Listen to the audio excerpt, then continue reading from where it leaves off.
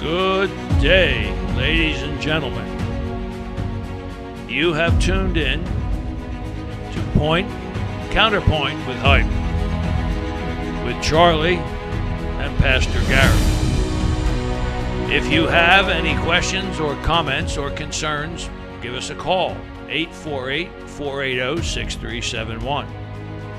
And ladies and gentlemen, it costs money to do this, and we would like to know if you would donate to Dare to Be Different Food Pantry. If you would go on to WHRFM.com, WHRFM.com, right at the top, the little blue button that says donate. Push that little blue button and give us any of the shekels, or Deutsche Marks, or dollars, or yen. Anything would be appreciated. Pastor Gary runs Dare to Be Different Food Pantry. And it's a different food pantry. He drives around to the folks that need food, and he forces it on them. Well, I don't deliver to everybody. Only people who can't make it.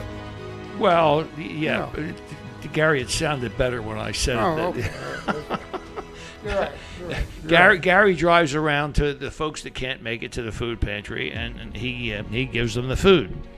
So, ladies and gentlemen, this is episode number 9. Let me see here. 9. Episode number 9. That looks like a 7 changed to a 9. Well, I boogered up the 7. It's a 9. Episode number 9. We're going to do episode number 9 and 10 today. Episode number 9 is going to be about Decoration Day. Decoration Day. What is Decoration Day? Gary, when I asked you about Decoration Day a minute ago, what was your response? Decoration Day? Is that today? Well, see, folks, Decoration Day occurred over the weekend because it's now called Memorial Day. All right. And which actually was Monday. Yes, it was Monday. Is it always the 31st? Well, let's see. Originally known as Decoration Day, it originated in the years following the Civil War. All right. And it became an official federal holiday in 1971. Many Americans observe Memorial Day by visiting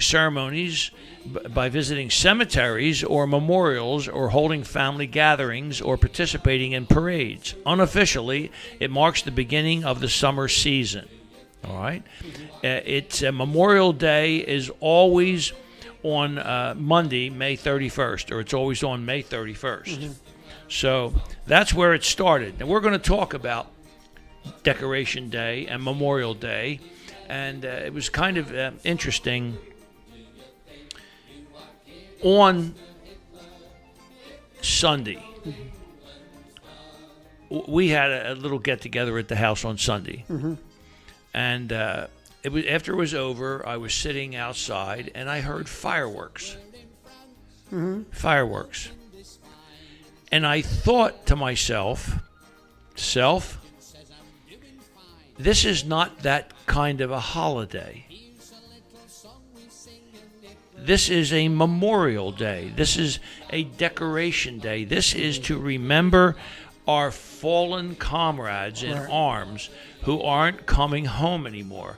This is the day to go to the tomb of the unknown soldier and pay your respects. Mm-hmm. This is the day for contemplation and reflection. This is the day to put out flags. This is the day to visit the cemetery and visit your relatives who didn't come back from a foreign service. Mm-hmm. This is not a day for fireworks. I heard fireworks too in my neighborhood. Well, it kind of annoyed me and frustrated me that we're getting away from knowing, having any history, knowing what we're doing and why we're doing it. Mm-hmm. And the first thing that entered my mind when I started thinking about this was Obama going out and getting an ice cream cone, and the media going crazy about him having an ice cream cone on Memorial Day. No, you had the wrong president. No, I didn't, because all Biden did was exactly what Obama did. President Obama did the same thing? Yeah, in 2014, that's what Oh. he did. He went out and he got himself Oh, an I ice thought cream you cone. got confused between the two.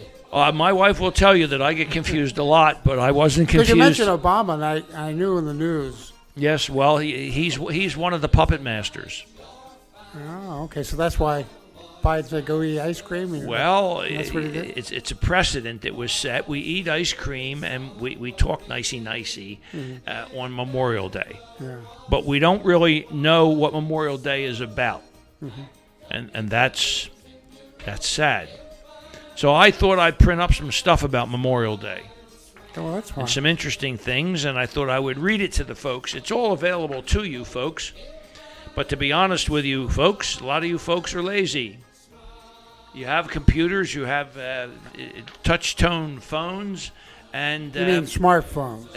smartphones, and you use them to look at trivia and ridiculous stuff. And right now you hear music in the background. And that's by Well, Songs That Won the War by Dave Bristol-Foley. Well, this is a special commemorative. I have the CD, and Gary found it on the. Well, no, we actually found something else. It's entitled "Songs That Won the War," so I think it's going to have different songs on there, on what I'm playing. I couldn't find that one particular one. That's a special commemoration. So.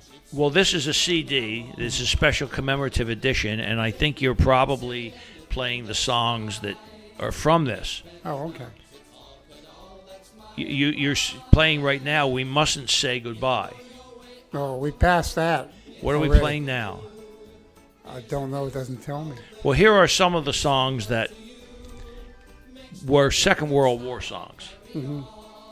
I'll Be Seeing You. We Mustn't Say Goodbye. You'll Never Know. No Love, No Nothing. As Time Goes By. Time Was. The Night We Called It a Day.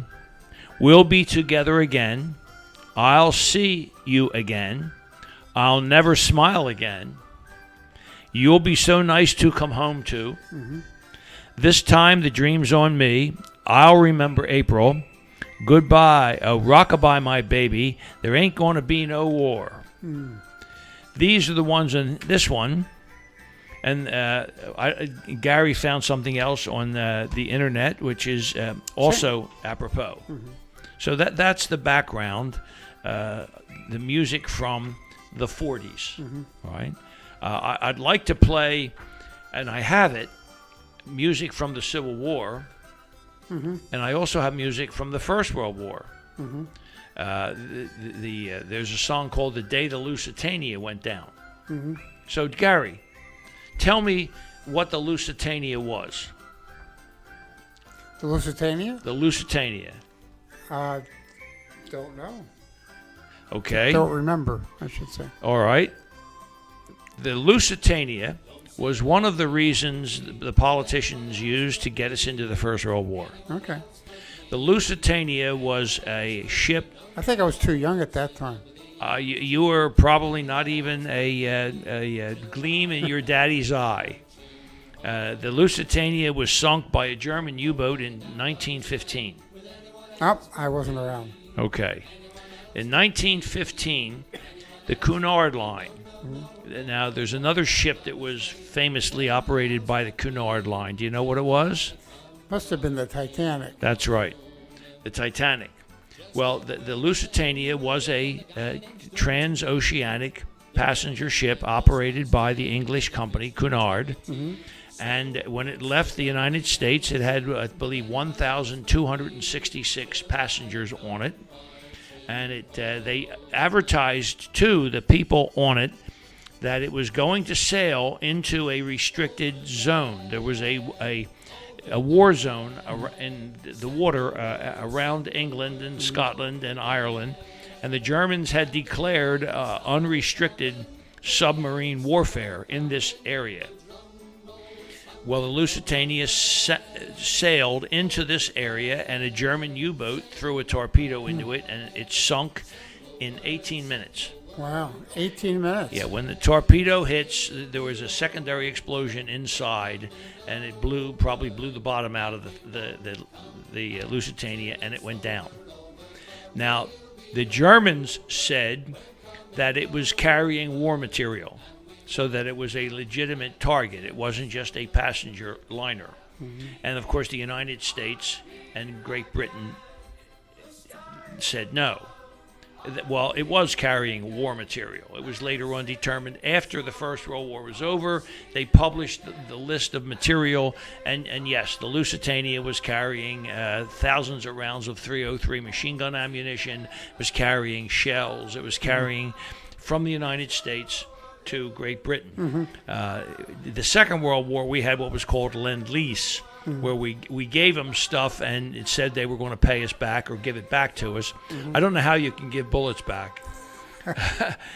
You send them a shipload of bullets and you expect them back at some point. Maybe just the casings. Yeah, Lend-Lease. Yeah, we're going to lend you this tank. Yeah. And of course, if the tank gets blown up, you can have it back.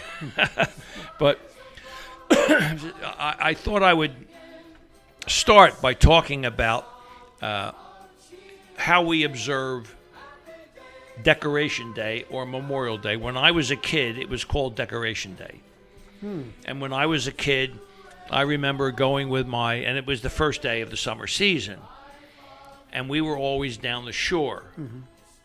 And we did have parades. And so when you say down the shore, you were in Jersey. Let me clarify that. If you lived in Philadelphia, mm-hmm. which I did, and you were going to the beach, the expression was, I'm going down the shore. Right. And then if I got in my vehicle and drove to Wildwood or Cape May, mm-hmm. I would probably find a lot of Philadelphia people mm-hmm. who went down the shore. Okay. Now, there's an Ocean City, Maryland. Mm-hmm. But for some reason, Philadelphians don't talk about going down the shore, meaning Ocean City, Maryland.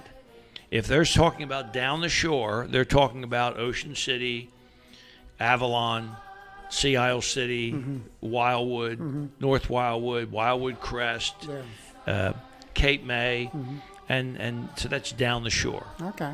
So we would always go down the shore, and at that time when I was small, the family had a house in North Wildwood. Okay. And my grandfather was a member of the American Legion and the VFW, as was my father and my uncle and my uncles and my aunts. Everyone that in my family was a veteran. Mm-hmm. Now, my mother was not a veteran because my mother had me, mm-hmm. And some of the other ladies were mothers that stayed home. But my other aunt, who wasn't married at the time, my uncle, Walter, he married Heloise, and Heloise had been in the Army also. He met her in the Army. Mm-hmm. So everyone in the family had a connection with the military. They were veterans, combat veterans. Mm-hmm. My uncle Walter served in an organization called the 1st Special Service Force. And the 1st Special Service Force trained in Helena, Montana. Mm.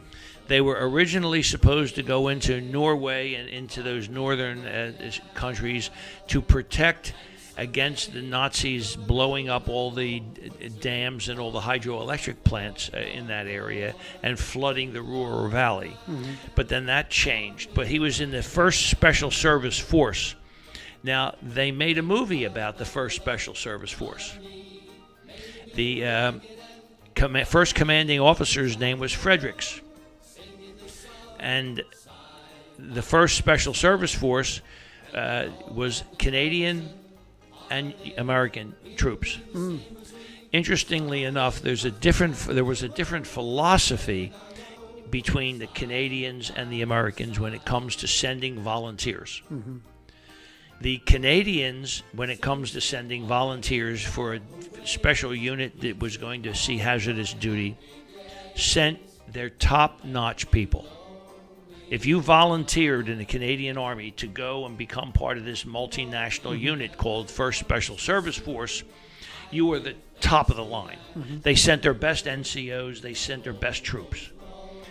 The United States military historically didn't quite do it that way. The United States military, when a request for volunteers came down, would always figure that that's a way to get rid of the guys we don't want.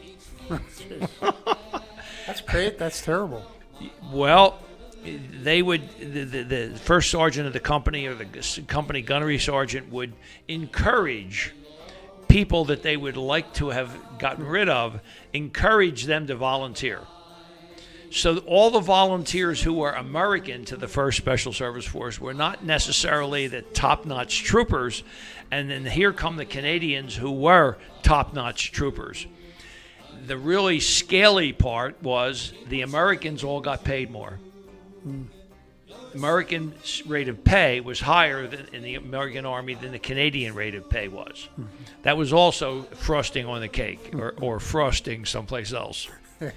Well, the 1st Special Service Force served honorably in Europe and made several landings, and they accomplished the goals that were set for them. And they were then retired, so to speak. The flag was retired. It was reconstituted, I believe, back when John Kennedy was president, and it's still in service today.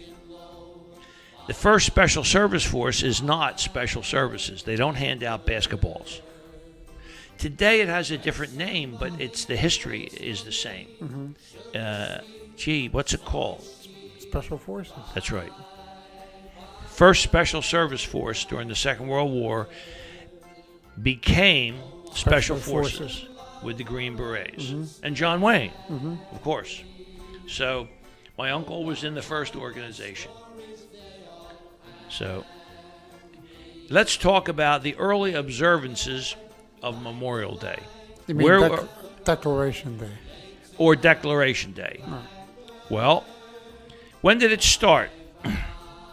Before it was 1971 made official. Because when I was... It took all those years to make it official? Well, when I was a kid, long before 1971, I was attending Decoration Day and Memorial Day parades and services with my grandfather and my father and my uncles and my aunts, usually in Wildwood or North Wildwood at the VFW or the American Legion. I was in the Cub Scouts and I was in the marching band. So, so I always marched in parades. So it didn't become official till after I got out of high school? It didn't become an official federal holiday. Wow. Federal holiday. The federal holiday was the day that you actually get off federal. Right. Okay. But so it was a holiday, but it wasn't a official. A legitimately passed law making it one of the official federal holidays. Okay. Until 1971. So when was it established? Well, how about right after 1865? Wow. Well, so it took 100 years to have it. Well, it was a holiday, right, but it wasn't a federal holiday until 1971. Okay. Well, what happened right after 1865? What happened in 1865? Civil War. Aha, the Civil War. The North against the South. Or the Republicans against the Democrats, which is really what the war was. The Republicans from the North and the Democrats, North and South, believed in slavery, and we fought a civil war. In the late 1860s, the various towns and cities began holding springtime tributes to those countless fallen soldiers, decorating their graves with flowers and reciting prayers.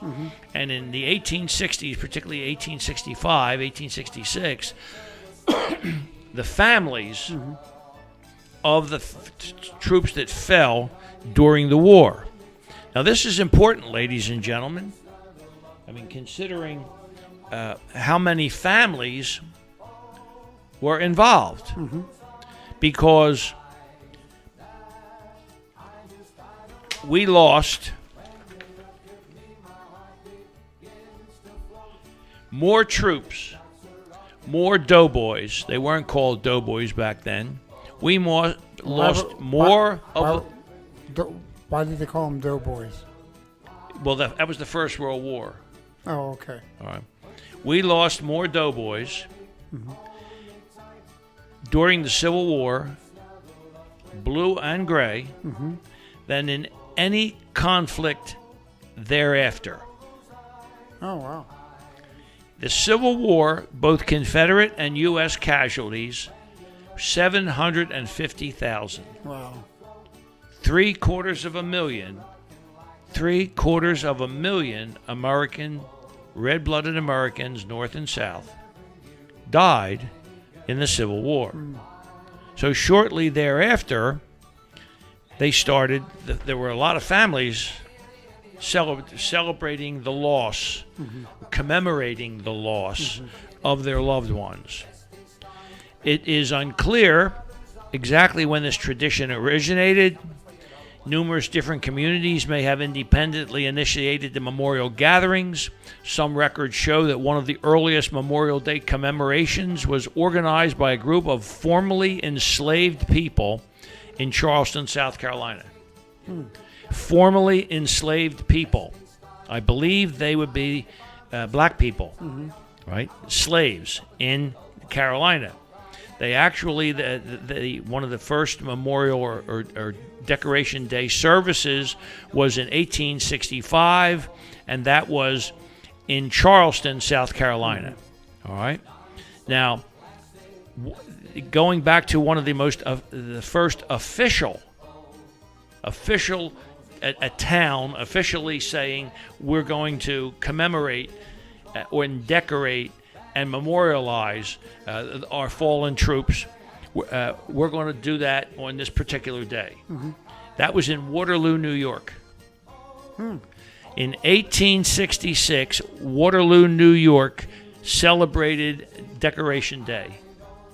And it was chosen because they hosted an annual community-wide event during which businesses closed and residents observed decorated the graves of soldiers with flowers and flags. Okay. All right. On May 5th, 1868, General John A. Logan, leader of an organization for Northern Civil War veterans, called for a nationwide day of remembrance later that month, the 30th of May, 1868. And that's designated for the purposes of strewing the graves with flowers or otherwise decorating graves of comrades. Remember that, folks, comrades. 1868, the comrades of those who had fallen, North and South, decorated the graves. It was called Decoration Day because it wasn't an anniversary of any particular battle. All right. On the first Decoration Day, James Garfield made a speech at Arlington National Cemetery, and 5,000 participants decorated the graves of the 20,000 Civil War soldiers buried there. Wow.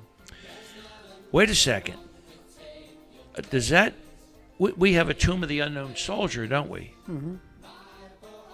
James Garfield made a speech at Arlington National Cemetery before we had a Tomb of the Unknown Soldier, because we didn't have a tomb in Arlington Cemetery of the Unknown Soldier until after the First World War.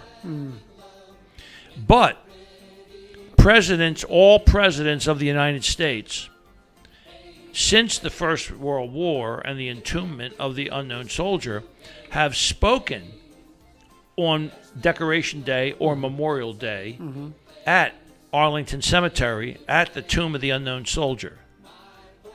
No, that's not true. Not true? No, Obama and Biden don't do that. Well, wasn't he he was on YouTube, I think.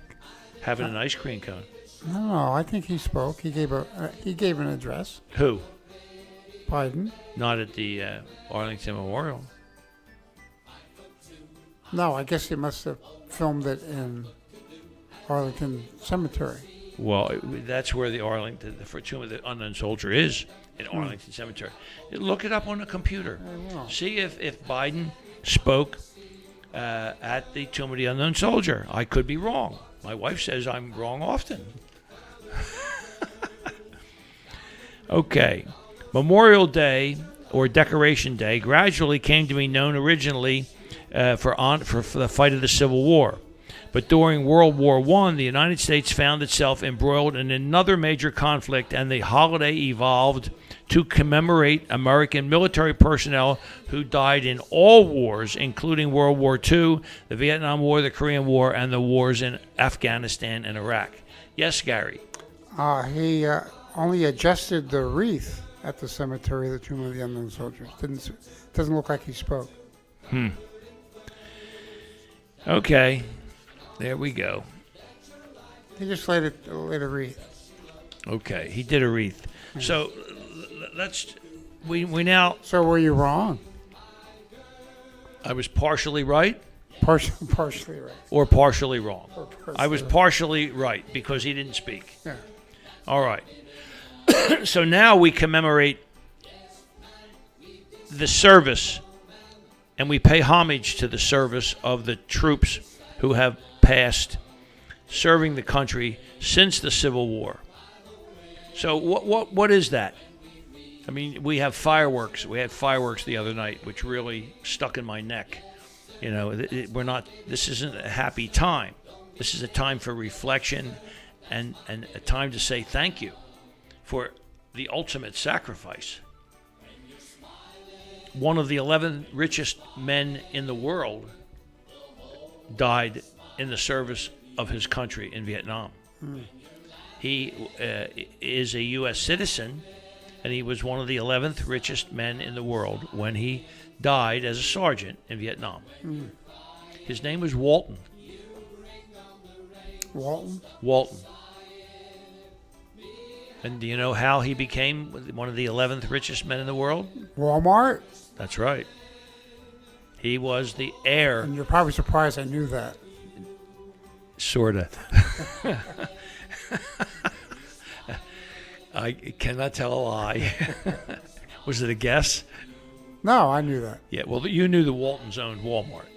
Right. And Walmart is doing quite a bit of the anti-conservative activity and contributions today. And I think Walton, who passed serving the country as a sergeant in Special Forces, would probably be quite upset at how his money and his legacy is being handled. Yeah. But we lost 750,000 troops, north and south. Americans, folks, north and south, blue or gray, Americans, in the Civil War. And then we had the First World War. We lost 405,399. Then we had World War II. World War II, we lost 405,399, close to 500,000. World War I, we lost 116,516. In Vietnam, we lost 58,000. In the Korean War, we lost 36,500. In the Revolutionary War, we lost 25,000. In the War of 1812, we lost 15,000. In the Mexican-American War, we lost 13,000. In the Iraqi War, we lost 4,500. In the Philippine-American War, we lost 4,196. In the Spanish-American War, we lost 2,246. And in the war in Afghanistan, we lost 2,216. Now,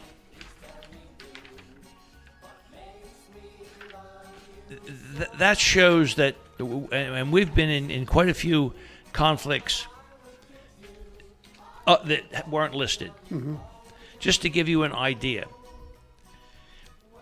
the Modoc War in 1872, Great Sioux War in 1875, Nez Perce War in 1877, Bannock War in 1878, Sheep Eater Indian War in 1879, Samoa Crisis, 1887. Ghost Dance War, 1890. Sugar Point Pillage Band, Chippewa Indian War in 1898.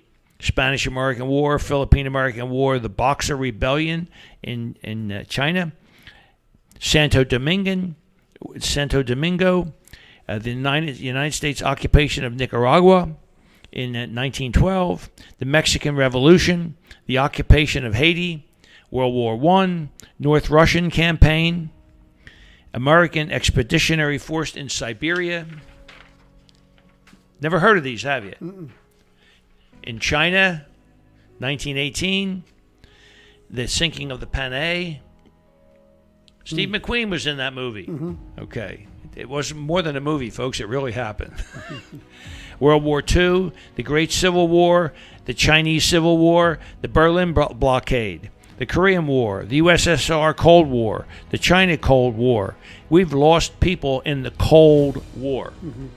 Right? We lost people in the Cold War. In the Greek Civil War, we lost people. The Chinese Civil War, we lost 14 people. The Vietnam War, the Lebanese crisis, the Bay of Pigs, the Cuban Missile Crisis, the Dominican Republic, the USS Liberty incident, Iran, El Salvador Civil War, Beirut deployment, Persian Gulf escorts. Now let me see what the in Beirut, Lebanon. They're running out of time. Well, yes, we are. Ladies and gentlemen, in the Beirut, we lost 256 Marines.